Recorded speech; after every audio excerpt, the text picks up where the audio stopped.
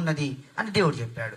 అయ్యగారు మొత్తానికి మరణం అంటే బెదిరిస్తాడు అనుకుంటారని ఆలోచన చేసి, ఇగో పరిశుద్ధాత్మ దేవుడు 50,000 ఇంటికాడ ఉంచుకున్నవాట, 50,000 తెచ్చుకున్నవాట, జేబులు పెట్టుకొని ఇక్కడికి వచ్చినవాట, నువ్వు అబద్ధం ఆడుతున్నవాట, నీ భార్య చెప్పినట్టు వింటానవాట, నిజం చెప్పు నిజం చెప్పు అననీయ, ఓ బిడ్డ నిజం చెప్పు అంటే, ఏందయ్య గారు నా గురించి నీకు తెలియదా, నేను ఎంత మంచి ప్రార్థన చేస్తా, ఎంత మంచిగా నీతో మాట్లాడతా, అబద్ధం ఎప్పుడన్నా ఆడినా అయ్యా? ఇదంతా ఊడ్చిపోమంటే ఊడ్చిపోతా కాదు, బట్టలు పిండమంటే పిండిపోతా కాదు, గింత మంచిగా నేను అబద్ధం ఆడుతున్నాయ్యా?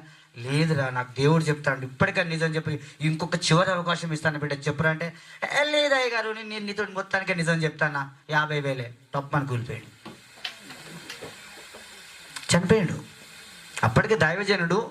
ఇక్కడ దేవుడు చెప్తాడు వాడు మరణిస్తాడు, వాడు అబద్ధం ఆడతాడు, అట్లనే వాడు బతకడని దేవుడు చెప్తాడు. ఇక్కడ ఈయన అవకాశం ఇస్తాడు జాలిపడి, ఎందుకంటే కలిసిమెలిసి ఉంటోళ్ళం.